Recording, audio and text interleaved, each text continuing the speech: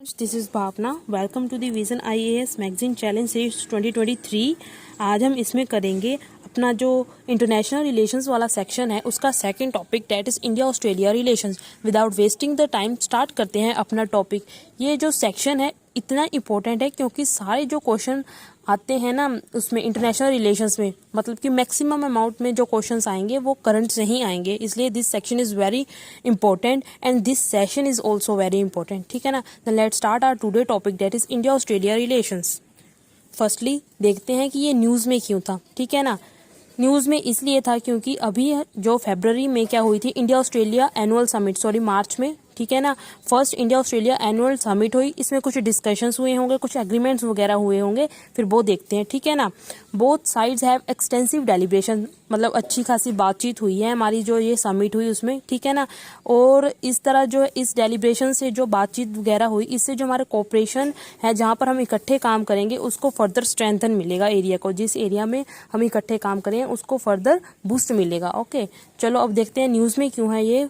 और both countries discuss finalisation a comprehensive trade deal and migration pact as well as ways to boost defence cooperation. मतलब कि इसमें क्या क्या discussion की गई और ट्रेड डील और माइग्रेशन पैक्ट से रिलेटेड कुछ डिस्कशन हुई और कुछ फाइनलाइजेशन हुआ होगा। ठीक है ना। कुछ एग्रीमेंट वगैरह फाइनल किए गए होंगे। ठीक है। और क्या हुआ है हमारे पास, और डिफेंस से रिलेटेड भी थोड़ी बातचीत हमारी हुई है। ठीक है ना। उसके बाद है exchange memorandum of understanding. Memorandum of understanding भी एक्सचेंज हुआ, मतलब कुछ हमारे जो डॉक्यूमेंट्स हैं उनको एक्सचेंज किया गया। किससे related? Cooperation in sports and audio visual को प्रोडक्शंस, मतलब कि स्पोर्ट्स से रिलेटेड ऑडियो विजुअल को प्रोडक्शन होता है हमारे पास फिल्म्स वगैरह। ठीक है ना। Co production of films between two countries, that is the contract to produce film together. ठीक है ना। इसका ऑडियो विजुअल को प्रोडक्शन का मतलब समझ आ गया। एक तरह का कॉन्ट्रैक्ट वगैरह जो है उसको साइन किया गया कि हम जब जो फिल्म्स है उनको इकट्ठे क्या करेंगे, बनाएंगे। ठीक है ना। उसके बाद हमारे पास और क्या एक्सचेंज हुआ है? Exchange terms of reference. Terms of reference का मतलब होता है कुछ रूल्स एंड गाइडलाइंस या इंस्ट्रक्शन। ठीक है ना। उससे रिलेटेड भी कुछ डॉक्यूमेंट्स वगैरह एक्सचेंज हुए। For India Australia solar task हमारे पास एक्सचेंज हुआ टर्म ऑफ रेफरेंस किससे related? India Australia solar task force से related. Letter of intent between Atal Innovation Mission and Commonwealth Scientific and Industrial Research Organisation. ये letter of intent पता क्या होता है? It's often use as a preliminary step, मतलब कि ये स्टार्टिंग वाला स्टेप है टू एक्सप्रेस सीरियस इंटरेस्ट। अगर मान लो किसी पर्टिकुलर एरिया में किसी कंट्री को इंटरेस्ट है कि हम इस एरिया में काम करना चाहते हैं, उसका ये पहला स्टेप है लेटर ऑफ इंटेंट। ठीक है। कि शो करता है कि हमारा इस जो एरिया है, इस पर्टिकुलर एरिया में हमारा इंटरेस्ट है और अगर हम आगे आपके साथ इस पर्टिकुलर एरिया में काम करना चाहते हैं। ठीक है ना। It is often use as a preliminary step to express serious interest and initiate discussion before finalise a formal document. मतलब कि फाइनलाइजेशन से पहले जब हम इनिशियल स्टेज में होते हैं, जब हम बताते हैं कि हाँ हम इंटरेस्टेड है इस पर्टिकुलर एरिया में इकट्ठे काम करने के लिए। ठीक है ना। और ये लेटर ऑफ इंटेंट भी इससे रिलेटेड भी जो है डॉक्यूमेंट्स वगैरह को एक्सचेंज किया गया किस किस के बीच में? Between Atal Innovation Mission and Commonwealth Scientific and Industrial Research Organisation. Okay. उसके बाद है हमारे पास earlier India and Australia sign a framework. कह रहे इससे पहले भी इंडिया और ऑस्ट्रेलिया ने एक फ्रेमवर्क साइन किया था, framework mechanism for mutual recognition of qualification to help ease the mobility of student and professionals between the two countries. मतलब कि कुछ क्वालिफिकेशन फर्दर जो यहाँ से स्टूडेंट्स या प्रोफेशनल जाते हैं उनकी क्वालिफिकेशन से रिलेटेड भी कुछ फ्रेमवर्क मैकेनिज्म जो है वो साइन हुआ था। ठीक है ना। जिसमें दोनों की म्यूचुअल रिकॉग्निशन, मतलब कि दोनों ने ही साइन किया था, वो वाला म्यूचुअल रिकॉग्निशन हुई थी। ठीक है ना। ताकि क्यों साइन किया था? ताकि जो मोबिलिटी है स्टूडेंट्स की और प्रोफेशनल्स की दोनों कंट्रीज के बीच में वो अच्छे तरीके से हो जाए। ठीक है ना। Without any tensions. उसके बाद है area of cooperation between India and Australia. अब हम देखेंगे ये ऑस्ट्रेलिया की लोकेशन है, मैप में इसको भी जरा देख लेना। ठीक है ना। कि इसके सराउंडिंग में कौन सा ओशन लग रहा है। ठीक है ना। वो देख लेना। जैसे यहाँ पे तासमान सी है, साउथ पैसिफिक ओशियंस है, इंडियन ओशियन है। ठीक है ना। कोरल सी है। इस तरह देख लेना। और पर्टिकुलर स्टेट अगर है यहाँ पर तो देख लेना कौन कौन सी स्टेट है, because it is important for our prelims. Okay, चलो देखते हैं फिर कहाँ पहुँचे थे। हाँ, आगे है हमारा topic area of cooperation between India and Australia. कहाँ पर जो इंडिया और ऑस्ट्रेलिया वो इकट्ठे काम कर रहा है वो देखते हैं। सबसे पहले देखते हैं हमारा trade and economic relations. Trade भी अच्छे खासे हैं हमारे ऑस्ट्रेलिया के साथ। India is the Australia's 9th largest trading partner. जो इंडिया है वो ऑस्ट्रेलिया का 9th लार्जेस्ट ट्रेडिंग पार्टनर है, और जो ऑस्ट्रेलिया है वो इंडिया का 17th लार्जेस्ट ट्रेडिंग पार्टनर है। ठीक है ना। हमारे यहाँ से जो एक्सपोर्ट होता है ऑस्ट्रेलिया को, क्या क्या चीज़ें होती हैं? Petroleum, pharmaceutical products, pearls, gems, jewellery, made up textiles article etcetera. Okay. और जो हम ऑस्ट्रेलिया से इंपोर्ट करते हैं चीज़ें वो कौन सी हैं? हम ऑस्ट्रेलिया से क्या क्या लेकर आते हैं? Coal, copper ores and concentrates, natural gas, ferrous and non ferrous waste. उसके बाद है हमारे पास एंड स्क्रैप एक्सेट्रा। ठीक है ना। ये कुछ एक्सपोर्ट्स और इंपोर्ट्स है जो कि हम ऑस्ट्रेलिया से लेकर आ जाते हैं। तो थोड़े से याद रख लेना। ठीक है ना, याद रख ही लो थोड़े बहुत। ठीक है ना, याद रखना पड़ेगा। इन 2022 economic cooperation and trade agreement was signed under which both are providing duty-free access to a huge number of goods and relaxing norms to promote the trade in services। 2022 में एक एग्रीमेंट साइन किया गया था। कौन सा था? Economic cooperation and trade agreement sign हुआ था, जिसके under providing a duty free access to huge number of goods, मतलब कि गुड्स वगैरह पर जो ड्यूटी है उसको फ्री कर दिया था। अब ड्यूटी नहीं लगनी थी कुछ अमाउंट ऑफ गुड्स में। ठीक है ना। अब वो ड्यूटी फ्री ही एक्सपोर्ट इंपोर्ट होने थे। And relaxing norms to promote trade in services, और कुछ जो रूल्स एंड रेगुलेशंस थी उसमें भी थोड़ा रिलैक्स किया गया था, मतलब उनको भी थोड़ा कम किया गया था। ओके, समझ आ गया। उसके बाद है हमारे पास regional and multilateral cooperation. Australia support India's candidature in the expanded UN Security Council. हम UNSC that is the United Nation Security Council में परमानेंट मेंबर के लिए बोल रहे हैं कि हमें वहाँ पर permanent as a permanent member बनाओ। ठीक है ना। इसमें ऑस्ट्रेलिया जो है हमारा सपोर्ट कर रहा है। ठीक है ना।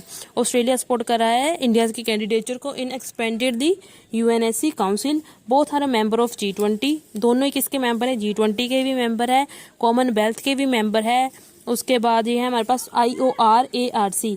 इसकी फुल फॉर्म है हमारे पास Indian Ocean Rim Association for Regional Cooperation. ये एक तरह की इंटरनेशनल बॉडी है। ठीक है ना।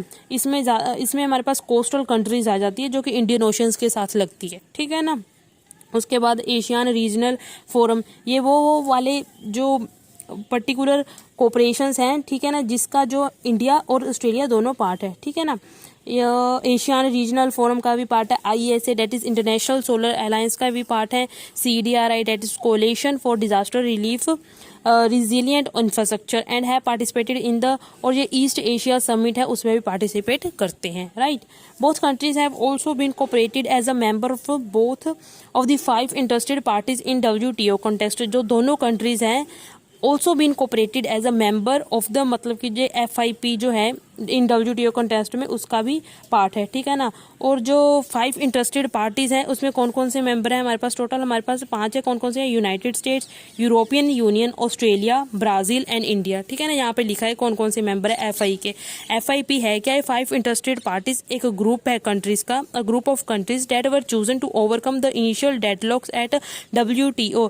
जो डेडलॉक्स आ रहे थे ना WTO में, that is World Trade Organization में, कुछ पर्टिकुलर डेडलॉक्स आ रहे थे, उनको ओवरकम करने के लिए जो है ये 5 इंटरेस्टेड पार्टी, ये ग्रुप जो है 5 कंट्रीज का वो बनाया गया। ओके। ठीक है। इस तरह हमने देखा कि किस किस तरह जो इंडिया ऑस्ट्रेलिया इकट्ठे काम कर रहे हैं। हमने देखा कि ट्रेड एंड इकोनॉमी में किस तरह वो इकट्ठे काम कर रहे हैं, किस तरह से जो है हम एक्सपोर्ट इंपोर्ट कर रहे हैं दोनों कंट्रीज एक दूसरे से के साथ। ठीक है ना।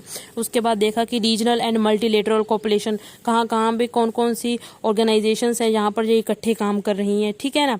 उसके बाद आगे देखते हैं कि और डिफेंस में देखेंगे अब कैसे जो है दोनों इकट्ठे काम कर रही हैं। एक और है ऊपर की, जो ऑस्ट्रेलिया है वो सपोर्ट करता है इंडियाज की मेंबरशिप को of APEC and nuclear supplier group. ठीक है ना। ऑस्ट्रेलिया जो है सपोर्ट करता है यहाँ भी इंडिया की मेंबरशिप को। APEC है यहाँ पे हमारे पास एशिया पैसिफिक इकोनॉमिक कोऑपरेशन। ठीक है ना। उसके बाद है डिफेंस एंड सिक्योरिटी में देख लेते हैं दोनों किस तरह से हैं जो एक दूसरे के साथ कोऑपरेट करते हैं। Australia and India upgraded bilateral relationship from strategic partnership in 2009 to comprehensive strategic partnership in 2020।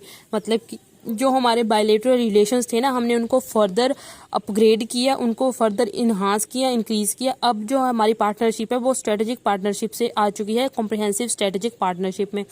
Comprehensive strategic partnership में पता क्या होता है, हम कुछ जो particular area of strategic partnership में कवर नहीं होते उसको कॉम्प्रिहेंसिव स्ट्रेटेजिक पार्टनरशिप में कवर कर लिया जाता है। इसमें जो कॉम्प्रिहेंसिव स्ट्रेटेजिक पार्टनरशिप है ना, इसमें जो ट्रस्ट है ना दो कंट्रीज के बीच में वो इंक्रीज हो जाता है as compare to strategic partnership में, ठीक है ना।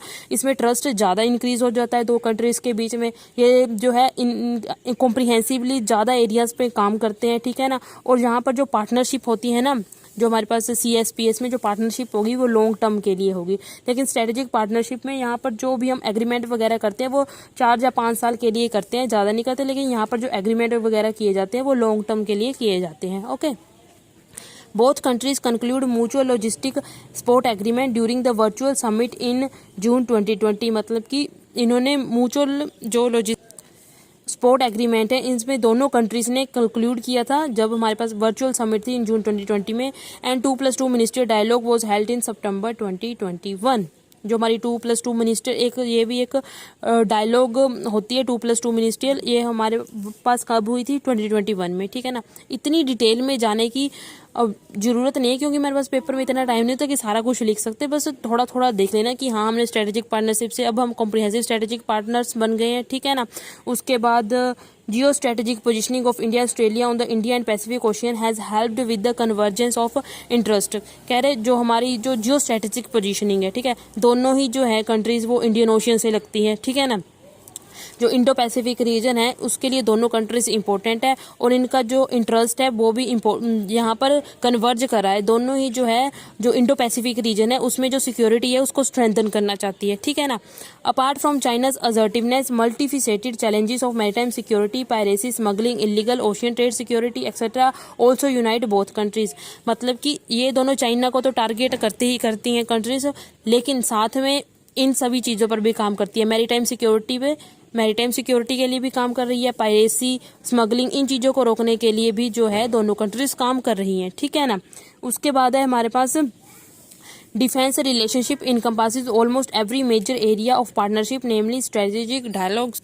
हमारे जो डिफेंस रिलेशंस है ना उसमें ऑलमोस्ट कह रहे जो सारे मेजर एरिया है ना वो कवर हो जाते हैं, जैसे स्ट्रेटेजिक डायलॉग्स भी हम कर रहे हैं एक दूसरे के साथ, ठीक है ना। उसके बाद मिलिट्री एक्सरसाइजेज भी हम कर रहे हैं, मालाबार एक्सरसाइज लाइक, ठीक है ना।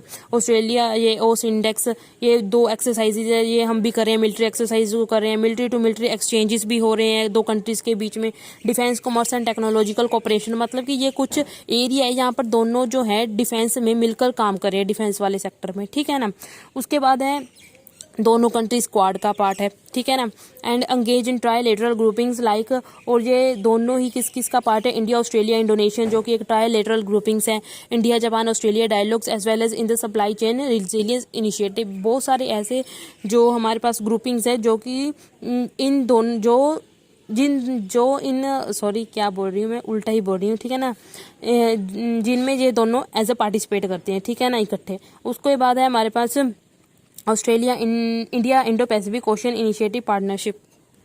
ये जो है पर्टिकुलरली फोकस करते हैं मैरीटाइम कोऑपरेशन के लिए in the Indo Pacific region, ठीक है ना। उनका जो मेन ध्यान है ना वो इंडो पैसिफिक रीजन में है, ठीक है। वहाँ पे कैसे सिक्योरिटी को स्ट्रेंथन किया जाए, ठीक है ना, जो पायरेसी, स्मगलिंग वगैरह इन सब को जो है ख़त्म किया जाए, उसके लिए सबसे ज़्यादा जो है इस पर वो काम कर रहे हैं, ठीक है ना, दोनों जो कंट्रीज़ है। उसके बाद हमारे पास पीपल टू पीपल टाइज, ये भी देख लेते हैं कि कैसी है। India is one of the top sources of skilled immigrants to Australia. Top sources में से है इंडिया, जहाँ से जो है ऑस्ट्रेलिया में इमिग्रेंट्स जाते हैं, ठीक है ना, skilled immigrants. As per 2021 census के according 9 lakh people in Australia reported their ancestry as a Indian origin. मतलब कि उनके एंसेस्टर इंडियन ओरिजन के पाए गए 9 लाख पीपल जो ऑस्ट्रेलिया में रहते हैं, ठीक है ना, making them second largest group of overseas born resident in Australia, जो कि इसको क्या बनाता है, second largest group of overseas born. Overseas born वो होते हैं जो रहते हैं किसी और कंट्री में लेकिन उनका ओरिजिन, बर्थ ओरिजिन है वो किसी और कंट्री का होता है, ठीक है ना, उसे ही होते हैं second largest grouping of overseas born residents in Australia. उसके बाद है हमारे पास और भी कई जो एरियाज है यहाँ पर दोनों कोऑपरेट करते हैं, जैसे हमारे पास civil nuclear cooperation, digital economy, critical and strategic minerals etcetera. इन जो एरियाज है इनमें जो ये दोनों काम करते हैं इकट्ठे, ठीक है ना। Challenges in India Australia relations, क्या क्या चैलेंजेस आ रहे हैं भाई अब इंडिया ऑस्ट्रेलिया रिलेशन में। सबसे पहले differences in approach towards Indo Pacific. हमने ऊपर पढ़ा, ठीक है, कि इंडो पैसिफिक रीजन जो है मेन, वहाँ पर दोनों क्या कर रहे हैं, सिक्योरिटी को स्ट्रेंथन करना चाहते हैं, लेकिन इन दोनों की जो अप्रोच है वो अलग अलग है। मतलब कि इन दोनों के अकॉर्डिंग कहाँ पर जो सिक्योरिटी को बढ़ाकर रखना है वो दोनों अलग अलग है। मैं आपको समझाती हूँ। इंडिया के लिए देखो, for India the entire Indian Ocean will take a precedence, मतलब कि इंडिया बोल रहा है कि पूरा जो इंडियन ओशियन है, ठीक है ना, वो सारा ही इम्पोर्टेंट है, ठीक है ना। Important means to say that कि हमें जो इंडियन ओशियन है वहाँ पर जो है सिक्योरिटी को स्ट्रेंथन करने की ज़रूरत है, ठीक है ना। ये मेनली फोकस करता है इंडियन ओशियन पर, जो हमारा इंडिया है। जो ऑस्ट्रेलिया है वो फोकस कर रहा है साउथ वेस्ट इंडियन ओशियन पर, ठीक है ना। ऑस्ट्रेलिया कहाँ फोकस कर रहा है, साउथ वेस्ट इंडियन ओशियन पर, ठीक है ना। इस तरह जो दोनों का फोकसिंग एरिया है वो डिफरेंट है, they focus on different part of Indian ocean, ठीक है ना। दोनों अलग अलग पार्ट पर फोकस करें, इसलिए यहाँ पर जो इनका इंटरेस्ट है वो थोड़ा डिफ्रेंशिएट कर रहा है, ठीक है ना। इसीलिए लिखा है difference in approach towards the Indo Pacific, ठीक है ना। उसके बाद है हमारे पास असिमेट्री प्रायोरिटीज। एसिमेट्री प्रायोरिटीज में देखिए, for Australia challenge of China relate to its own politics, society and economy as well as the security of its wider region. Australia के अकॉर्डिंग कि जो चाइना है वो इफेक्ट करेगा उसकी पॉलिटिक्स को भी, सोसाइटी को भी, इकोनॉमी को भी, सिक्योरिटी को तो करेगा ही करेगा, ऑफ इट्स वाइडर रीजन, ठीक है। लेकिन मतलब कि जो ऑस्ट्रेलिया और चाइना का इशू है ना, वो पर्टिकुलरली अफेक्ट कर रहा है ऑस्ट्रेलिया की politics, society, economy as well as security को। लेकिन जब हम इंडिया और चाइना के टेंशंस की बात करें तो यहाँ पर सिर्फ हमारा मिलिट्री थ्रेट आता है, ठीक है ना। मतलब बॉर्डर एरियाज पर ही हमारी जो टेंशन चलती है, ठीक है ना। लेकिन जो ऑस्ट्रेलिया है उसके यहाँ सब कुछ इफेक्ट होता है, ठीक है ना। इसलिए यहाँ पर जो असिमेट्रिकल प्रायोरिटीज हैं, असिमेट्रिक प्रायोरिटीज, ओके। उसके बाद देखिए क्या लिखा है, देखिए Australia is significantly more dependent on USA for its security and on China for its prosperity than India। जो ऑस्ट्रेलिया है ना वो लार्जली डिपेंड करता है अपने सिक्योरिटी पर्पस के लिए यूएसए पर, ठीक है ना, और जो दूसरे पर्पस है उनके लिए करता है चाइना पर डिपेंड। लेकिन जो इंडिया है वो अपनी जो डिफेंस पर्पसेस है उसके लिए किसी पर डिपेंड नहीं करता, ठीक है ना। इंडिया इज इंडिपेंडेंट कंट्री, ठीक है ना। वही लिखा है कि इंडिया जो है is much less integrated with US security structures, मतलब कि हमें जो यूएस के सिक्योरिटी वगैरह जो वो ऑस्ट्रेलिया को प्रोवाइड करता है हम उस पर ज़्यादा डिपेंडेंट नहीं है, और ना ही हम जो है चाइना पर मेनली डिपेंडेंट है, ठीक है ना। With the supply chain link to mainland China, वो लिखा है less integrated with supply chain link to mainland China, ठीक है। ऑस्ट्रेलिया और जो इंडिया है वो दोनों यहाँ पर भी डिफ्रेंशिएट करते हैं कि ऑस्ट्रेलिया जो है चाइना और जो हमारा यूएसए उस पर ज़्यादा डिपेंडेंट है, लेकिन हम इतने डिपेंडेंट नहीं है, ठीक है ना। तो यहाँ पर भी जो हमारा इंटरेस्ट है थोड़ा डिफ्रेंशिएट कर जाता है। उसके बाद है हमारे पास in Australia frustration persist relating to India's inability और willingness to seamlessly integrate with US alliance led operational protocol and procedure. मतलब कि ऑस्ट्रेलिया में फ्रस्ट्रेशन परसिस्ट, मतलब कि वो थोड़ा फ्रस्ट्रेटेड है क्योंकि जो हमारा इंडिया है ना वो जो यूएस है उसके जो पर्टिकुलर प्रोटोकॉल्स प्रोसीजर है उनके साथ इतना इंटीग्रेशन नहीं कर पाता, ठीक है, ना ही वो करना चाहता है, ठीक है ना। अगर हमारे पास अपने सिक्योरिटी डिफेंस से रिलेटेड हम इंडिजिनस भी डेवलप कर रहे हैं, मैकेनिज्म वगैरह जो भी टेक्नोलॉजी इंडिजिनसली डेवलप कर रहे हैं डिफेंस से रिलेटेड, तो हम क्यों जो है, ठीक है ना, जो यूएस के साथ इंटीग्रेट करें अपने डिफेंस से रिलेटेड चीज़ों के लिए, ठीक है ना। इसलिए जो ऑस्ट्रेलिया है यहाँ पर भी थोड़ा हमसे फ्रस्ट्रेट हो रहा है, ठीक है। उसके बाद है हमारे पास मिसमैच्ड कैपेबिलिटीज, ठीक है। Mismatched capabilities issue faced by diaspora. अब डायस्पोरा कैसा इशू फेस कर रहे हैं, वहाँ पर जो ऑस्ट्रेलिया में हमारा जो इंडिया के लोग जाते हैं ना वो थोड़ा डिस्क्रिमिनेशन फेस करते हैं, वहाँ पर रेसिज्म वगैरह, ठीक है ना। वहाँ के लोग उनसे थोड़ा भेदभाव सा करते हैं। उसके बाद है हमारे पास trade deficit. Trade deficit in physical year जो 2022 है, इंडिया है तो ट्रेड डेफिसिट ऑफ $, 8.5 बिलियन का ट्रेड डेफिसिट था हमारा ऑस्ट्रेलिया के साथ, ठीक है ना। With $, 8.3 billion in export and $, 16.8 billion in import. हम इम्पोर्ट कितना कर रहे हैं, $16.8 बिलियन, ठीक है, और एक्सपोर्ट कितना हो रहा है, $, 8.3 बिलियन। देख लो भाई 8.5 बीच का गैप आ रहा है, ठीक है ना, उसे बोलते हैं ट्रेड डेफिसिट। उसे ट्रेड डेफिसिट तब होता है जब हमारा इंपोर्ट ज़्यादा हो जाए as compare to export, okay. उसके बाद अब क्या क्या मेजर लिए जा सकते हैं to strengthen the India Australia relations. सबसे पहले प्रायोरिटाइज कंसल्टेशन मैकेनिज्म। जो इंडिया ऑस्ट्रेलिया है दोनों को एक दूसरे के साथ कंसल्ट करना चाहिए, ठीक है ना, अपनी अपनी प्रायोरिटीज बतानी चाहिए, फिर उसके बाद ही जो फर्दर है आगे बढ़कर काम करना चाहिए, ठीक है ना। तभी जो है हम इफेक्टिवली और रेगुलर तरीके से काम कर पाएंगे, ठीक है।